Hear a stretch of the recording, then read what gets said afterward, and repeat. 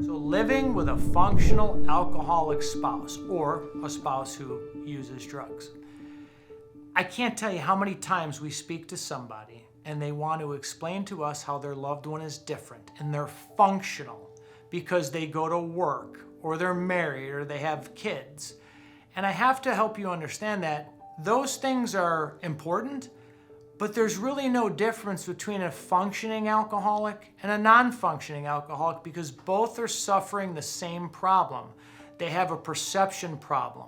They have a problem with authority. They have a problem with resentments. They have a problem with control. They have a problem with selfishness. Just because you have a job and a car and a house does not make you any better or any more functional than somebody who doesn't have those things. You know, I think about how often people are like, oh, he's a functioning alcoholic or she's a functioning alcoholic. She has a job and she goes and shows up every single day. And it's like, well, let me explain to you.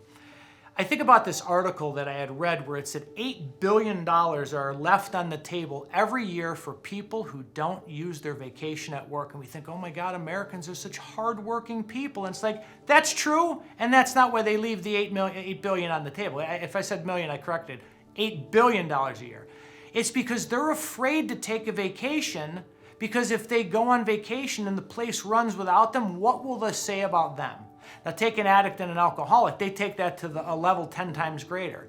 So as long as they can perform an A+ from 9 to 5, then their F average from 5 to 9 makes them at a C, which then justifies their alcoholism, and then you call me and say they're functional. Guys, there's no such thing as a functional addict or alcoholic because it is a problem with the way that we think and how we behave.